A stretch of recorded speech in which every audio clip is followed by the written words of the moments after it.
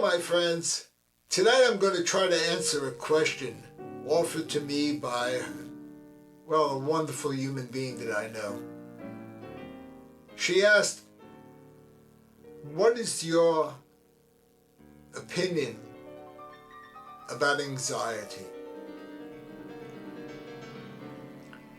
You know, when I was a practicing Christian, I would have told you, Scripture says, be anxious for nothing. Their remedy is that if you give it to God, then we don't have to worry about it because we trust that He's going to answer that question that we have.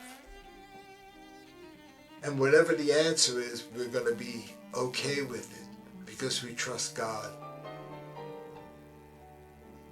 But not everybody has that kind of faith. And so I try to not worry about things. Anxiety comes from fear of the unknown. We're out here in the future thinking about what will happen tomorrow, what will happen in a year, what will happen in 2 years. You know what? These are unanswerable questions. And I have determined a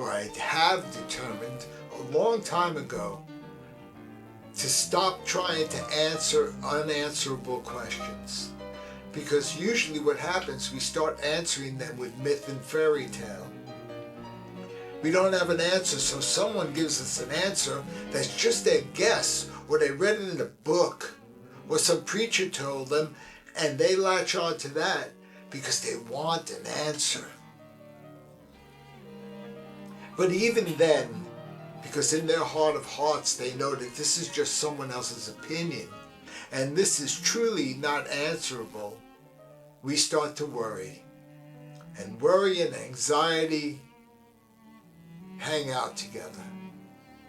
Worry is anxiety. Worry causes anxiety. You know, when I was a Christian, and I'm no longer a practicing Christian, I would preach, because I was an ordained minister, that we should be anxious for nothing, but in all things just give it up to God, and He'll remedy this for us. And because we have faith that God's answer to our anxiety is okay, is going to be a good response, then supposedly the anxiety will go away. But I want to tell you that when the answer doesn't come, or the answer isn't what we wanted, then the anxiety just gets worse. Anxiety can turn to depression.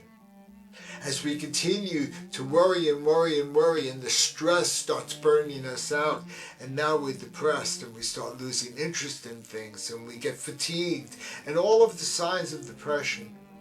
So they hang out together. First anxiety, then depression. So what's my suggestion?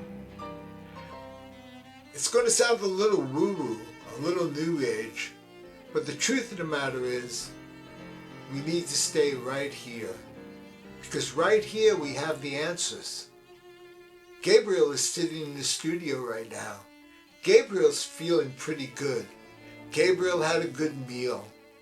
All is well. All is well. See, we can have answers in the moment. We can have answers in the moment, and that takes away all the worry because we can see it, we can touch it, we can feel it. But as soon as we get out of this moment, we get anxious, yes.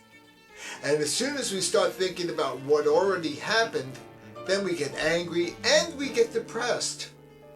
If our past was not what we wanted. If people harmed us, if people disappointed us, if our past becomes a frame of reference for our future. You know, imagine if things weren't good back then. It's very easy to project our past experiences as a frame of reference for what's probably going to happen in the future. So we say, everything was nasty in the past, man, and I was never able to do this or get this or feel this way or obtain these things that we so want. Hopefully it's just peace and comfort. Then that's probably what's going to happen in the future. All right, so if we don't want to be anxious, two things have to stop. We have to stop using a frame of reference of the past, so we got to get out of the past. And we have to stop projecting into the future based on past experience. Be anxious for nothing, my friends, but in all things trust the present. For this is all we have and all we know. I hope that helps. I wish you well. Happy New Year. I love you all.